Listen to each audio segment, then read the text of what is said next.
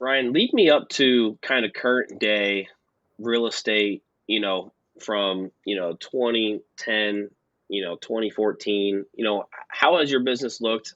Have you switched your focus within your business? Kind of lead me up to current day. Well, just like my history, it shifted a couple of times. Um, so in 2013, Jackie had come back to the business. I think it was probably the beginning of 2013 when she did.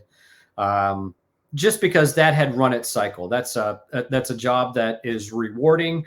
It's also a job that's highly stressful, and it was just time for her to come back selling. And so we're selling for together for like 6 months, and I had the opportunity to take a corporate position, and it was with the company that I worked for. That I worked in the warehouse, and then they became my customer.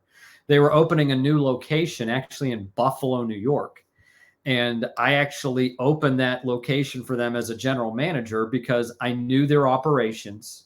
I knew the sales organization side because the company that was giving them the opportunity in Buffalo was the same one that I became the sales rep for in 5 states, which also meant I knew the customers up in that area.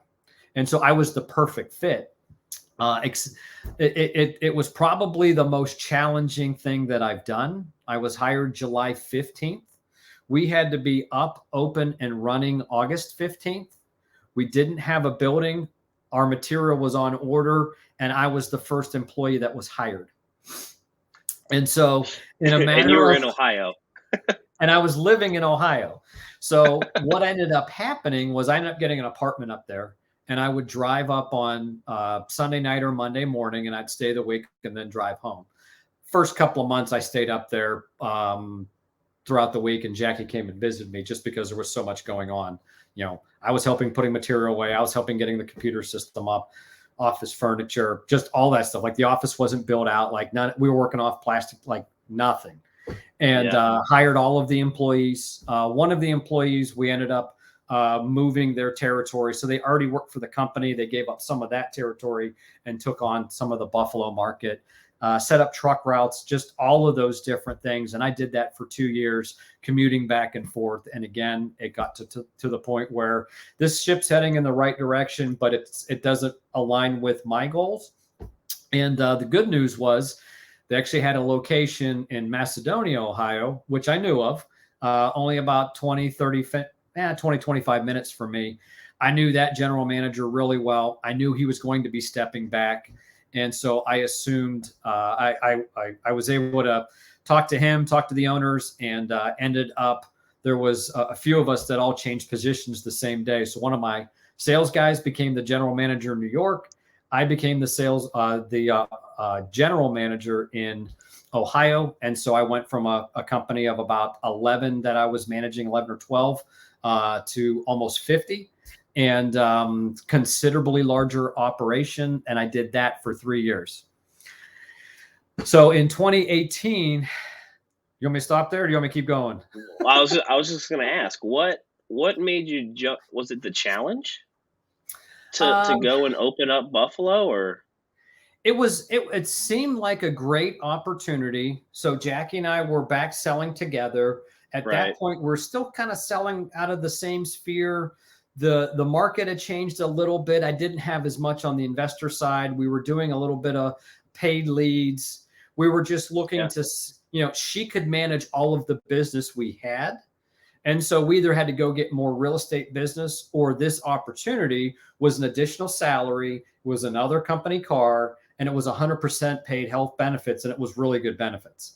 And so it was just the timing of it. And it seemed like it was something that ultimately, from a professional standpoint, from a just experience standpoint, it was it just seemed like an opportunity that I didn't want to pass up. And actually, my name came up in a board of directors meeting, and my dad, who was also on the board of directors, said, he won't be interested in that. And he jokingly mentioned it to me. And I started thinking, I'm like, well, how would this work? What would this look like? And I literally interviewed it, and we sat and talked.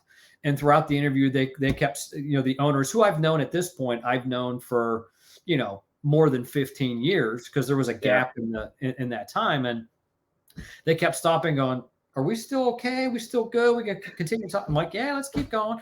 And by the end of it, I ended up accepting the position. No, that's awesome. That's awesome.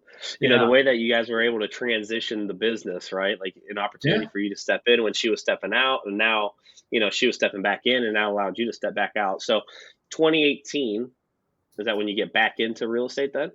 It was, but when 2013, when I stepped out, as the business actually started to grow, she did bring on at that point, grew a team with buyer's agents, showing agents. We got to the point where we also had a full-time admin on staff that we paid. And their businesses grew to the point where it made sense for them to kind of do their own thing.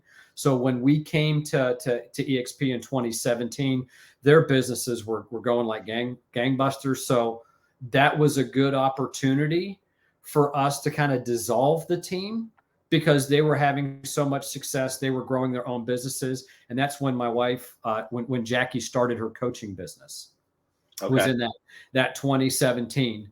But in 2018, I was managing that company. It wasn't fulfilling me anymore. I was working for somebody else's, goals and dreams and budgets and all those kinds of things.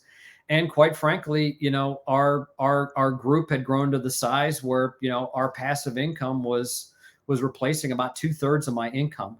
And so it just made sense for me to make the transition there. Plus, I was looking to get back into real estate. I wanted to Sure. be back involved in our business. I wanted to make sure that our Sphere clients were going to be taken care of. And then also, I just wanted to kind of, build something of my own. Yeah. And when you came back, did you just kind of dive in? Was it back to like investors, or was it just kind of helping anyone and everyone? Was there any strategy or plan in place to kind of re-get you acclimated to real estate? Because the difference between 2013 and 2018 was probably a Huge. fairly large jump. Yeah. so, Huge. how did you focus? What did you focus on when you got back into the business? Well, first of all, I gave my company 8 weeks notice. The position that I held was not something that you just go out and you just hire somebody. And I Sure. wanted to be respectful of them and give them notice and give them an opportunity. And I also even told them, if the timing doesn't quite work out, I'm happy to come back and help train the new manager. So I left on really great terms, and that was important. So as I was doing that, we started ramping up marketing to our Sphere. And that's where we leaned in heavy too. I also signed up for things like OpCity and some other sources of leads. Typically the ones that I was signing up for were the ones that you paid on the back end, not Sure. an upfront cost. But most importantly, I hired a coach. I hired somebody. I interviewed 3 or 4 different coaches, and hired one that I connected with the best. Not because we got along the best, but I thought would be the best fit for me. And I worked with Kevin Hoover for about 2 years. And I Okay. started in October or November of 2018. I took some time between the corporate job and jumping into real estate kind of full time. Part of it, was timing of the year. And part of it is I just needed to kind of like mentally like close that door, kind of re-energize myself, and then get going.